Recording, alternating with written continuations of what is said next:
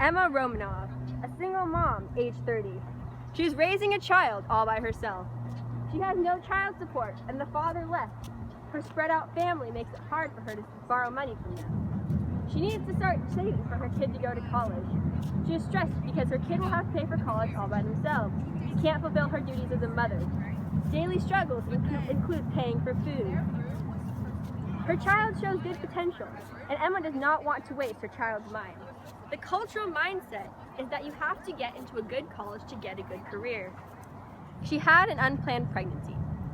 Her child goes to a good elementary school, but lives in a so-so neighborhood. Emma's parents paid for her to go to college at UC San Diego. However, her parents lost money in the recession, and she had to pay for medical school by herself. Because of this, she is jaded. She wants her child to get into college. However, she knows that she cannot make the money necessary for her child to go to a good school.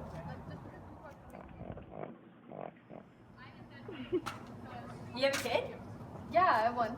Oh, this is a seminar that we're going to. It's about lowering college tuition for the future generations. You should come. Really? Where's it at? It's over there by the cafe. Okay, I'll come with you. All right, let's go.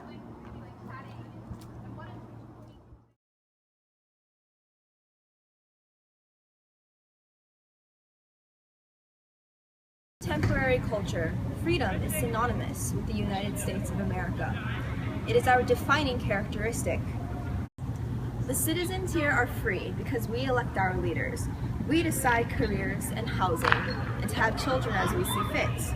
People may decide to act in their interests or in the interest of others, or contrary to both. We choose to do good or evil as we will. The government can't prevent us from either, for it is written into our Constitution. Under the Second Amendment, any man may own a gun. Therefore, the state cannot truly prevent him from, say, shooting up a movie theater, or a school, or any innocent bystander who just happens to be in the wrong place at the wrong time, or even of the wrong gender or race.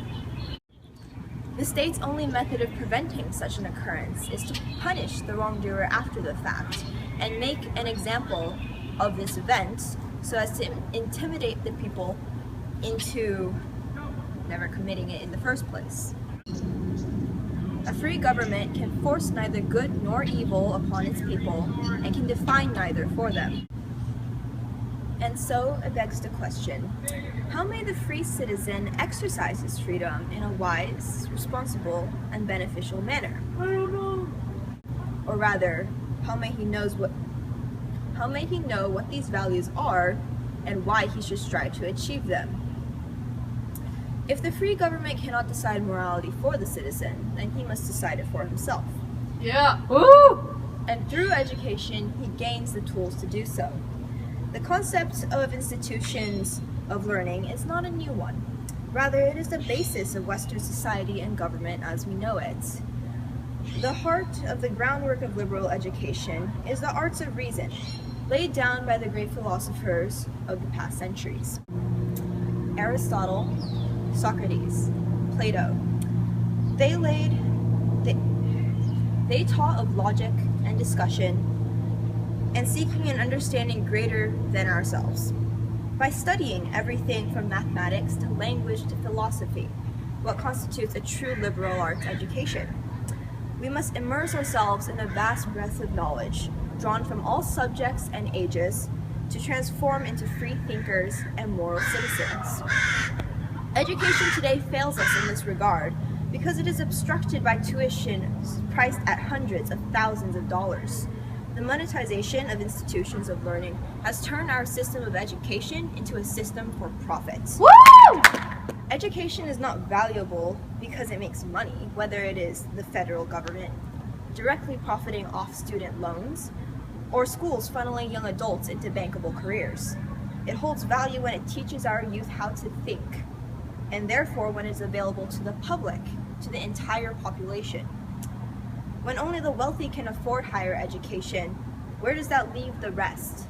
Vulnerable to debt, exploitation, and oppression. And because the distribution of wealth aligns with certain demographics, Withholding education from the lower middle class and the poor keeps in place a system of inequality. This combination results in a system that simultaneously baits young people with the promise of success while draining them of their stability and resources. Americans universally believe that a college degree opens the door to success and advantage. But when the cost of education is so ludicrously expensive that the average graduate is $35,000 in debt, it creates a double standard that suffocates our youth and our future. Debt discourages young people from spending and from entrepreneurism, dragging down the economy, worsening economic inequality, and breaking education's promise of upward mobility. It is possible, of course, to take a different path and simply go without a college education. Unskilled labor and manufacturing jobs do not require a degree to perform. However, the value of schooling does not lie in simply preparing for a job. An educational system that spits out graduates like a factory of interchangeable parts diminishes the intellect of the populace and drags our society down. A republic without an educated electorate treads the line between democracy and dictatorship. Reform is sorely needed, and we are not without guidance. Look to Finland, to Germany, and Denmark, and Sweden. Free education is far from impossible. America needs to stop digging her heels in against the spread of knowledge and to stop excusing her shortcomings. Because we have a responsibility to create out of this a world that is better than our current one. It is high time our country began living up to its ideals and take the hard road to a high prize, the integrity of the free individual. Woo! Thank you. Good now. Yeah. First team. Young man.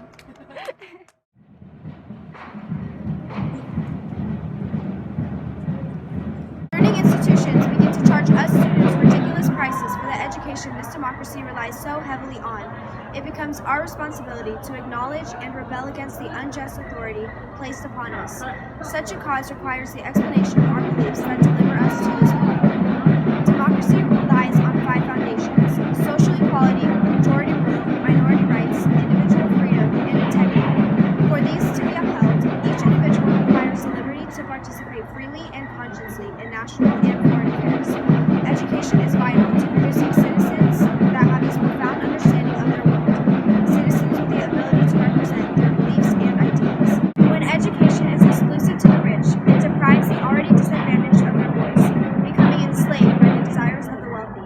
This unequal balance of power caused by an unequal opportunity for an education is against the principles of democracy and must be revised immediately. The current system caters to keeping the privileged in power and the disadvantaged under. The pursuit of happiness becomes essentially unpursuable for those with a paucity of knowledge, and the gap between those groups widens each generation. Because the expense of education not only goes against, but insidiously destroys democracy, we declare ourselves free from the constraints of tuition due to these grievances.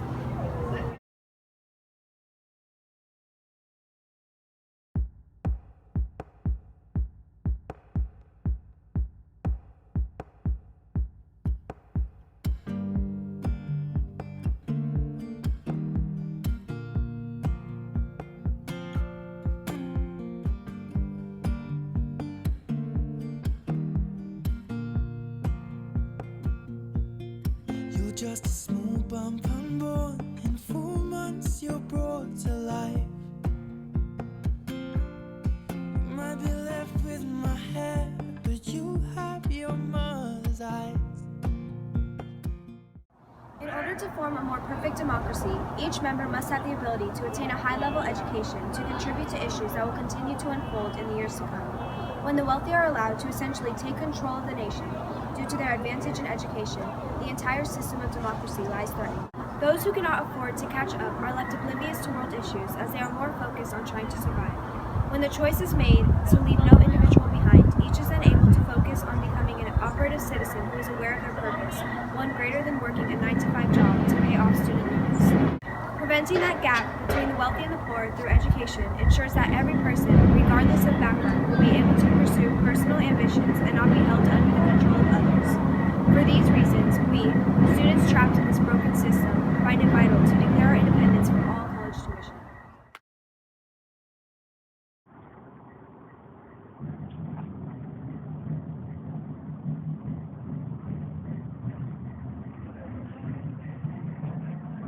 Play poetry! Let's go!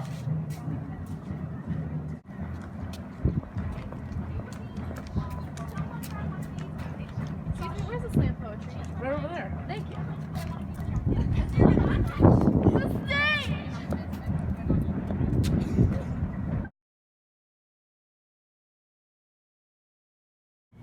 I'm on a mission to fix college tuition. You know what, baby girl? You were an unplanned miracle. But your dad, he wasn't logical. So what did we do? We went to court. When it was over, I thought I'd have support. But he left and never came back. So I guess we're just gonna have to deal with that.